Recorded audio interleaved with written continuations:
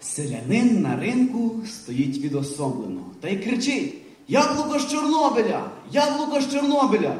Міліціонер йому: «Чого ж кричиш щосили? Продавав би мовчки, може б і купили». «Та у мене так їх не бояться брати.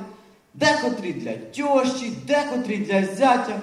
Та ну, страж в порядку, впали б і руками. Ото зваж мені ще за 3 кілограми». Так, і зараз ще одна уморесочка, яка називається «Переклад».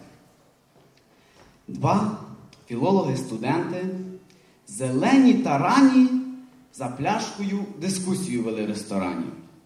«Чув ти слово «собутильник», – каже чорнобровій. «Ну ж як це слово перевести з російської мови?» «Ну, – каже, – я гадаю, друг по чарці». Другий мовив шпарко: «Ні, погано, там про пляшку, а тут лиш про чарку». «Ну, тоді, мабуть, сопляшник», – вирішили вдало. І звернулись до сусідів, що обіду ждали. «Як переклад ми зробили? Ніби підходящий». «Непогано, сопляшники, а сопляки ще краще».